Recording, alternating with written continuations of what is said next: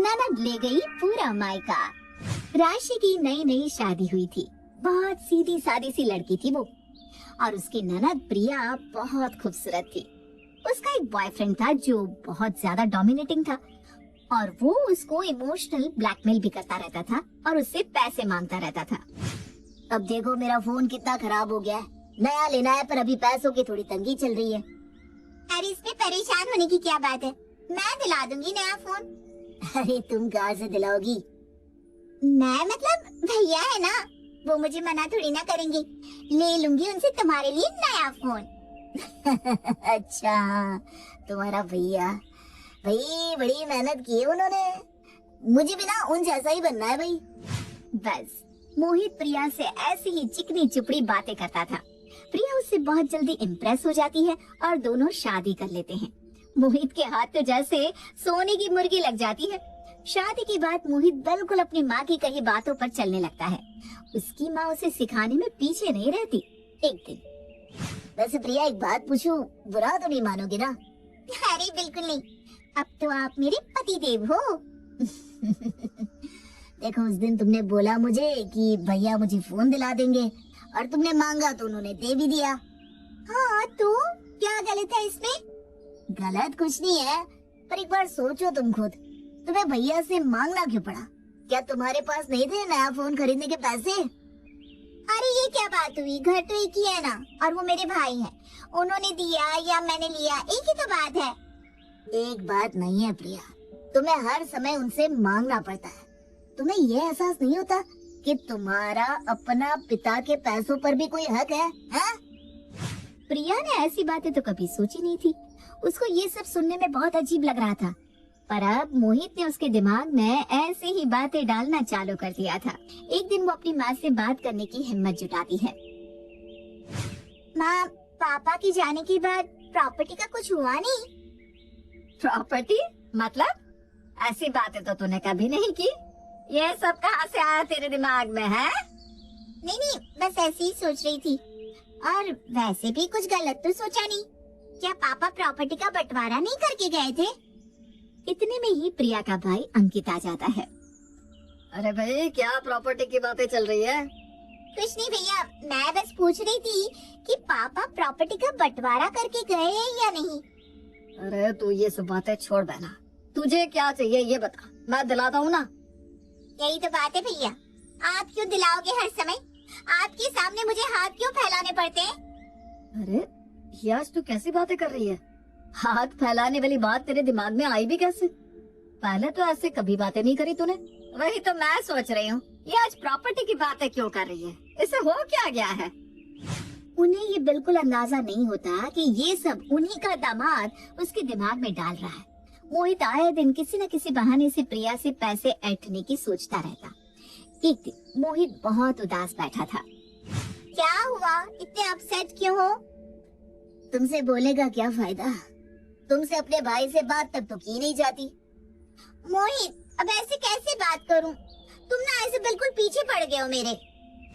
मोहित बस जिद पकड़कर बैठ जाता है कि प्रिया प्रॉपर्टी के बंटवारे की बात कब करेगी। प्रिया को अब समझ में नहीं आ रहा होता है कि वो क्या करे।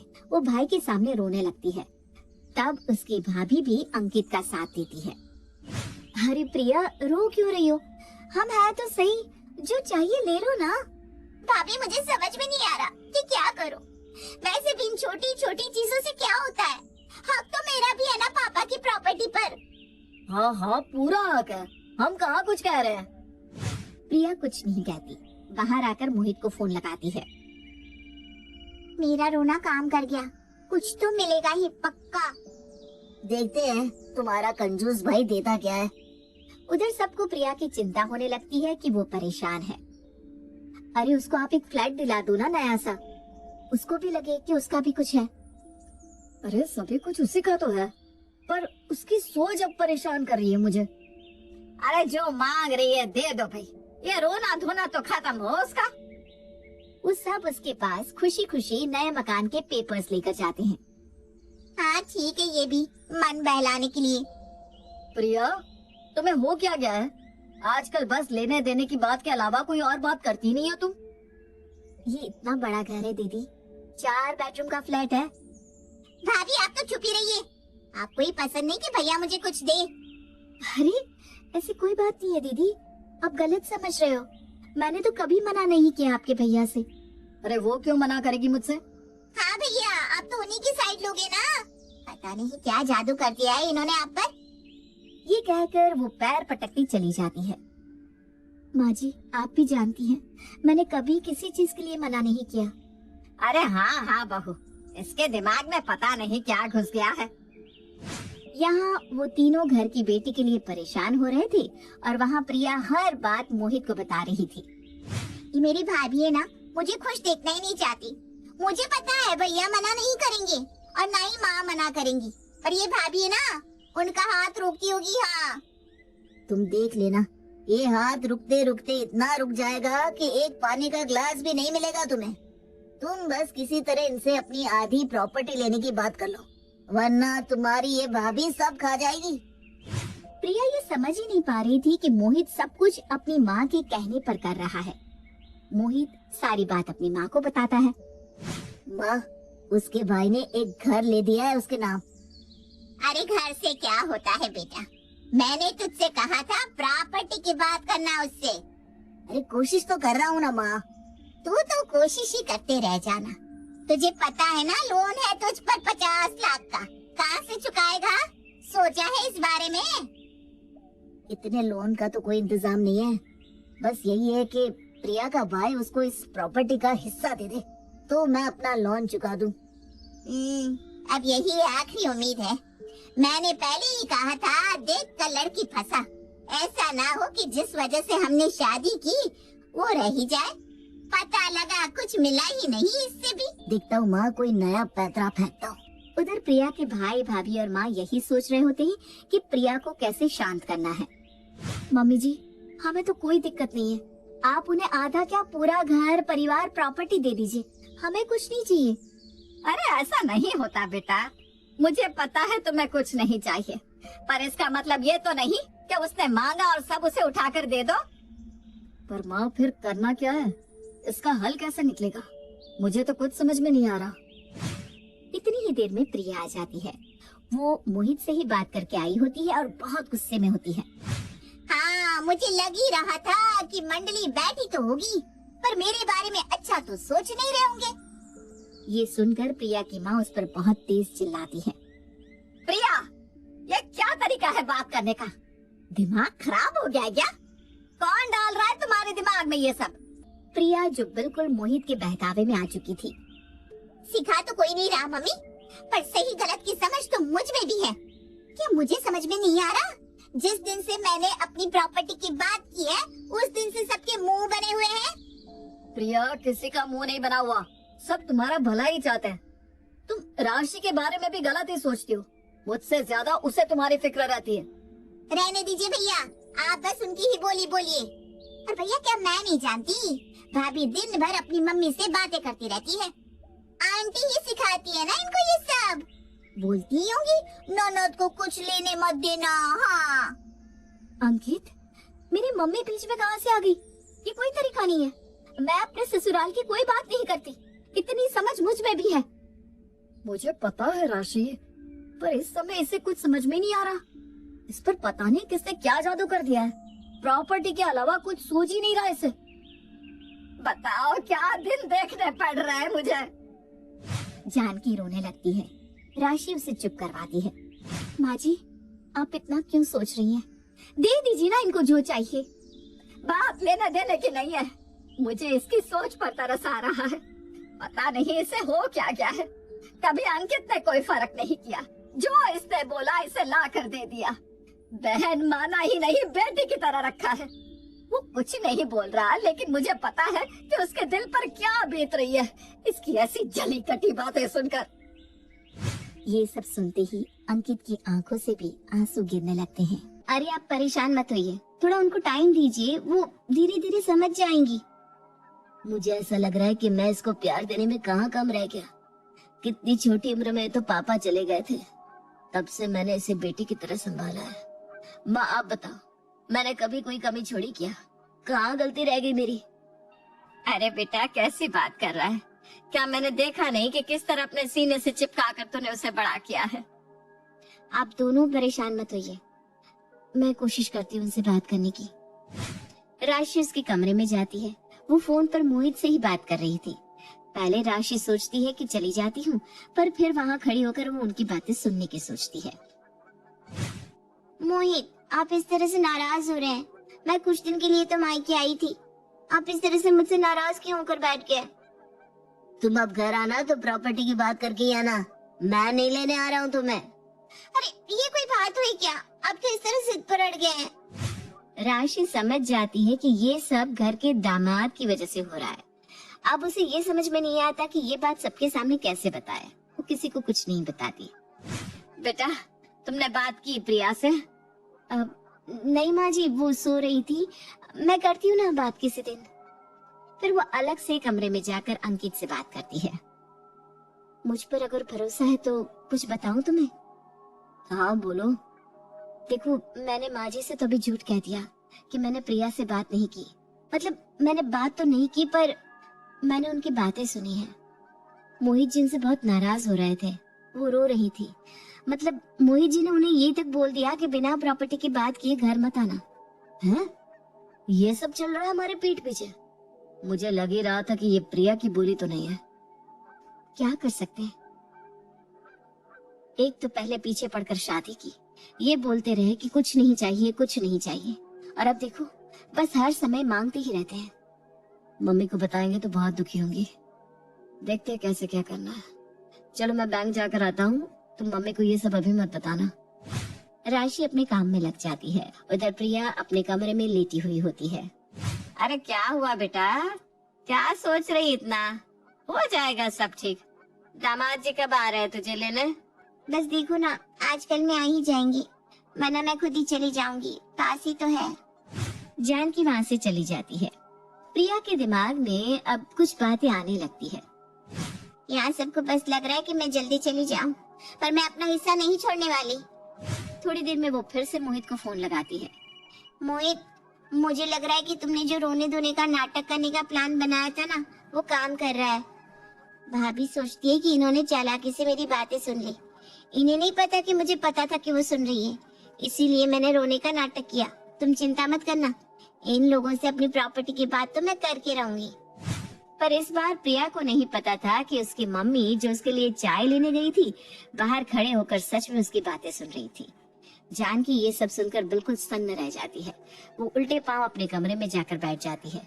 उसे यकीन नहीं हो रहा था कि उसकी बेटी इस तरीके से उन सबसे चालाकी कर रही है। थोड़ी ही देर में अंकित बैंक से आता है। माँ, मैंने देखा है बैंक में कम से कम 10 तोला सोना रखा है, वो भी ऐसे ही दे देते हैं। एक फ्लैट भी हो गया, और जो भी बोलेगी दे देंगे। इसका मन इतना दुखी है, रोती रहती है। राशि और अंकित को पता था कि वो नाटक कर रही है, पर उनको अपनी माँ से बोलने की हिम्मत नहीं थी। हाँ माँ जी, ये सब दे दीजिए दीदी को। कोई जरूरत नहीं है कुछ भी देने की, ये सब एक नाटक चल रहा है।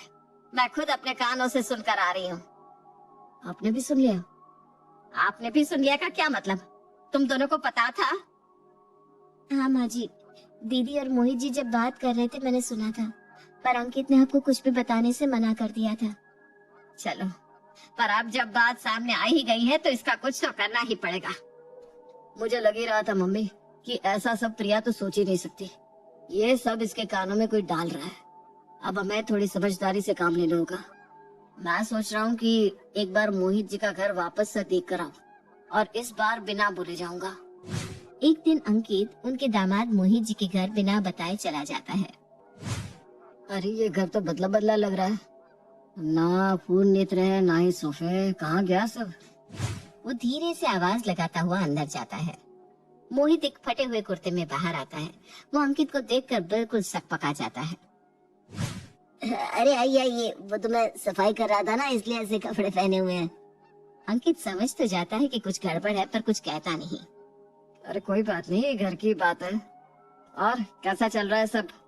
फर्नीचर कहाँ चला गया? वो नया लेना है ना, तो बस पुराना बेच दिया। अच्छा अच्छा, कब लेना है? अब देखते हैं, थोड़ा कहीं से सहारा हो जाता तो। कहीं से मतलब? मोहित सोचता है कि यही मौका है इसके कान में प्रॉपर्टी की बात डालने का। वो प्रिया कह रही थी कि आप उसको कुछ देने वाले हैं। नहीं तो ऐसा तो कुछ भी नहीं है। पापा विल लिख कर गए हैं, प्रिया को जो देना था वो हम दे चुके हैं। पर जहाँ तक मुझे पता है प्रॉपर्टी पर तो बेटी का भी हक होता है। हाँ, लेकिन अगर विल में साफ साफ लिखा हो तो फिर कोई कंफ्यूजन ही नहीं है। इतना कहकर वो उठकर जाने लगता है। जाते जाते वो घर पर एक नजर मार कर जाता है।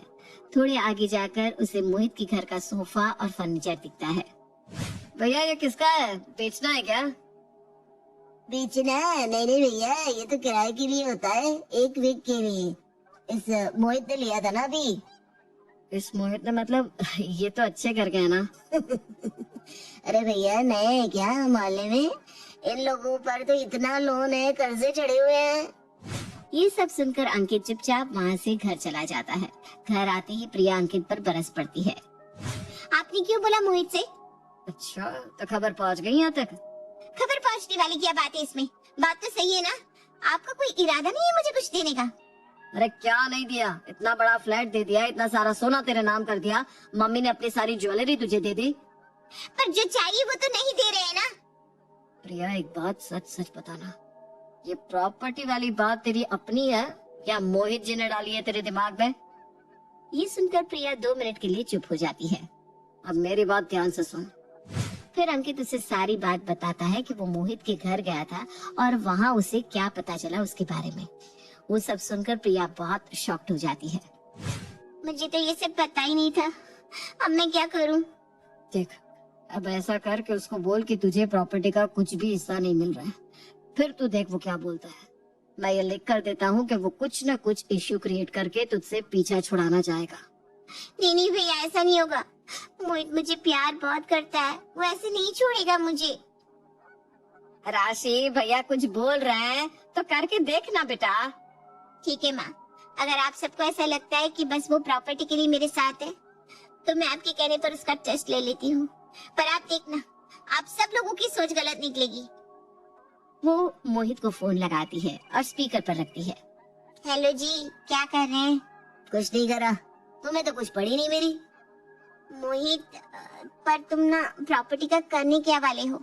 हम तो एक दूसरे से प्यार करते हैं ना, कि पैसा और प्रॉपर्टी कहाँ से आ गई बीच में? वो सब ठीक है, पर मैंने भी तो सोचा था कि एक अच्छे अमीर घर से हो तो मेरे काम आओगी। काम आओगी? क्या मतलब? ये सुनकर सब एक दूसरे को देखने लगते हैं।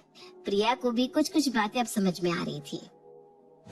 देखो, मुझे तो प्रॉपर्टी में से कुछ भी नहीं मिल रहा, अब तुम क्या करोगे?